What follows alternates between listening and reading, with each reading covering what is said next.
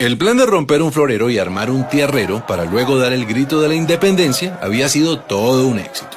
Pero la corona española no se iba a quedar así. Cuando Napoleón fracasó en su campaña y Fernando VII recuperó el trono de España, lo primero que hizo fue enviar a Pablo Morillo y al virrey Juan de Sámano a reconquistar América. Mientras tanto, los criollos no se ponían de acuerdo en cómo organizar la Primera República. Había realistas y patriotas, y a su vez los patriotas se dividían entre centralistas y federalistas, y en medio de esa discordia llegó el contraataque español.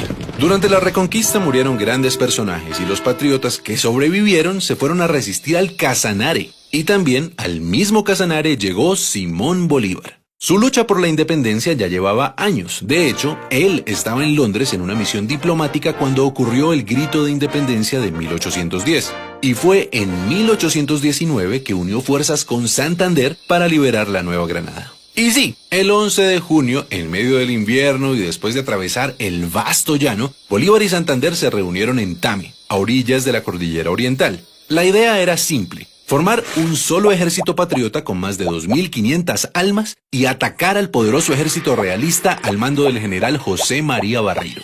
El plan era lo complicado. Había que llegar al centro del país sin ser vistos. Y para ello, la única opción era una odisea: escalar la Cordillera Oriental hasta el páramo de Pisba a 3.500 metros de altura. Eso sí, antes de emprender el ascenso había que tomarse un puesto de vigilancia en las Termópilas de Paya, la primera victoria. Por supuesto, ni el ejército ni los caballos estaban acostumbrados a escalar montañas y muchos murieron en los peñascos. Pero el heroico plan funcionó y el 5 de julio la vanguardia patriota alcanzó el poblado de Socha. Por suerte no había realistas por ahí. En cambio, la gente de Tunja vino a recibirlos con comida, mantas, ropas y cuanto pudieron ofrecerles. Y después de un merecido descanso comenzaron las batallas. El 11 de julio a la salida de Gámeza ocurrió el primer choque. Ambos ejércitos terminaron por replegarse, pero Barreiro notó la furia de los que antes llamaba andrajosos y empezó a defenderse de Bolívar, quien ganó la iniciativa a punta de astucia y conocimiento estratégico.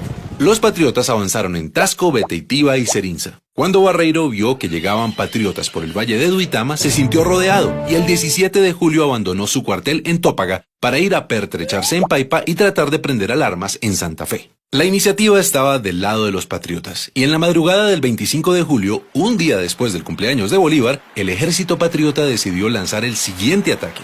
Sin embargo, cruzar el río Sogamoso en invierno no era fácil, y eso le dio tiempo a Barreiro de ubicar sus tropas en los terrenos más altos, los cerros del Picacho y el Cangrejo, desde donde se domina todo el pantano de Vargas. Los patriotas quedaron en desventaja entre el río y el ejército realista que los esperaba. Era una guerra a muerte. El combate del pantano empezó a las 10 de la mañana y fue el más sangriento. La infantería patriota con Santander al mando trató de tomarse el cerro del Picacho 4 veces, pero siempre debía retroceder hasta la quebrada de Varguitas.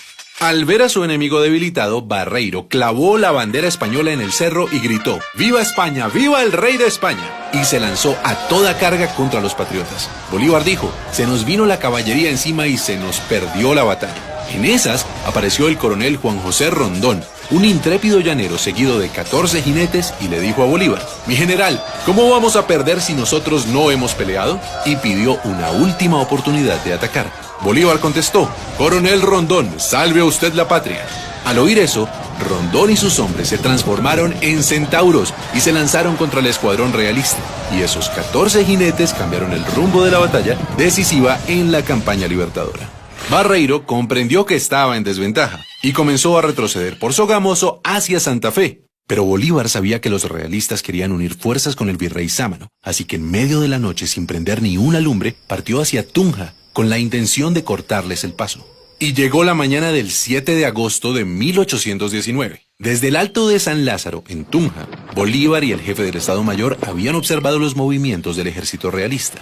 Bolívar se adelantó hasta el puente de Boyacá. Gracias a eso logró ubicarse mejor y esta vez dividió en dos a los realistas, que habían dejado una brecha entre el grueso del ejército y la vanguardia. A las 2 de la tarde, el desprevenido jefe de la vanguardia realista pensó que era un buen momento para almorzar, cuando por su espalda vio llegar a los primeros jinetes patriotas. Al principio creyó que era solo un puñado y quiso perseguirlos, pero pronto quedó asombrado. Entre la niebla vio aparecer la tropa patriota en formación de combate. Durante la batalla, Bolívar se ubicó en lo alto, en la casa de teja, para controlar los movimientos desde ahí, A las 3 de la tarde la pelea era intensa, pero los patriotas estaban comunicados entre sí, mientras que los realistas seguían divididos. El general Santander hizo retroceder a la vanguardia realista hasta el otro lado del puente de Boyacá, donde los patriotas los esperaban. Y aunque el grueso del ejército de Barreiro atacó, otra vez Rondón y sus lanceros embistieron sin miedo, de frente y por el centro. La victoria fue rápida y contundente. Barreiro fue arrestado y el ejército realista se dio por vencido. Así, a las 4 de la tarde del 7 de agosto de 1819 terminó la batalla, y con ella una travesía que abrió las puertas a la independencia de todo un continente. Celebremos la batalla de Boyacá recordando a todos aquellos hombres y mujeres que lucharon por nuestra libertad.